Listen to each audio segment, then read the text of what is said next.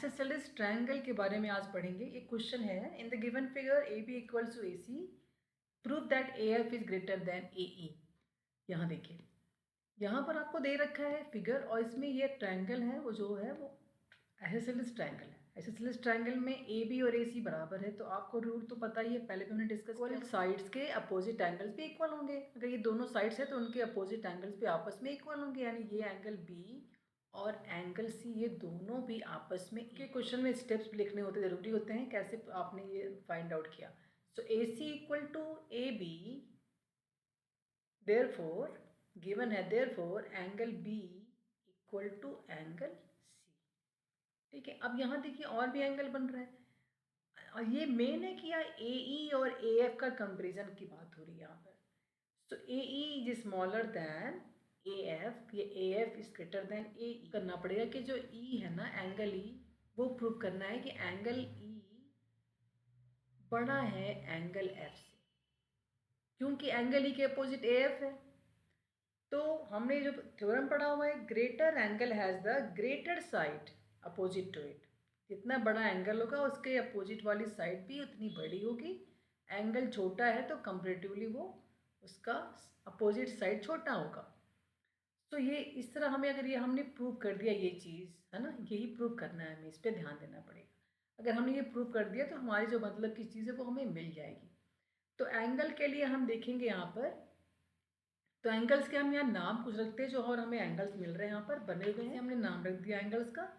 और रखने के बाद अब देखें, ये एंगल सी है ना, ये आपका एंगल सी, ये हो गया एक्सटीरियर एंगल। तो हम देखेंगे एक्सटीरियर एंगल सी किसके बराबर हो गया, angle A plus angle D. क्योंकि एक्सटीरियर एंगल क्या होता है, अपोजिट इंटीरियर एंगल के सम के बराबर होता है। तो ये एंगल सी ए और डी के इक्वल हो गया, के सम के बराबर हो गया। Therefore angle C is greater than angle A. और एंगल ए और एंगल बी तो बराबर है, एंगल ए स्मॉल ए और एंगल बी, क्योंकि वो आपस में क्या है, वर्टिकली अपोजिट है।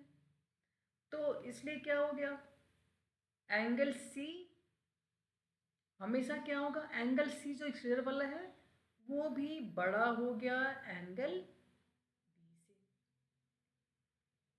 ठीक है, तो एंगल बी तो आपका सी से कंपेयर करेंगे। अब सी का ही कंपेयर हम डी से करेंगे। हम आएंगे इन triangle E B D, E B D triangle, E B D, ये वाले ट्रायंगल जो है ना, इसमें देखेंगे। ई बी डी में आपने क्या देखा,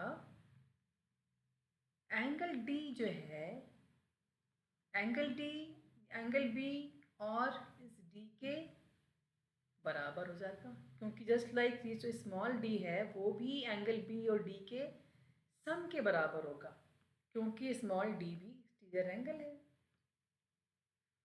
सो डी अगर इन दोनों के बराबर हुआ, इसका मतलब डी क्या है, small D is greater than angle B.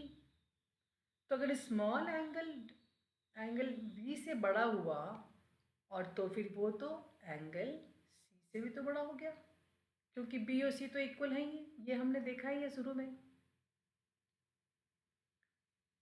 ठीक है, इसका मतलब आपका जो सी है वो डी से छोटा हो गया अब तो। इसका मतलब कि डी तो आपका कंक्लूजन आ गया, इसका मतलब एंगल डी स्मॉल डी बड़ा हो जाएगा एंगल बी से, स्मॉल बी से। क्योंकि हमने अभी यहाँ पे देखी, यहाँ पर देखिए, यहाँ पर सी जो है वो स्मॉल बी से बड़ा है और सी जो है वो स्मॉल डी से छोटा हो गया।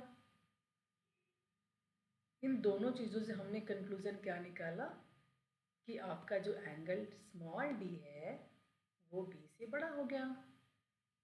तो जब बड़ा हो गया, इसका मतलब कि उनके अपोजिट की साइड्स भी उसके अकॉर्डिंग ही होंगी, छोटी बड़ी।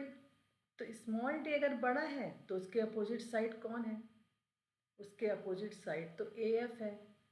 तो ए एफ बड़ा हो जाएगा ए से। ये हमने प्रूव कर दिया। I hope you are very clear in this. If any doubt, please write in the comment box. We'll discuss again and share with your friend. Thank you very much.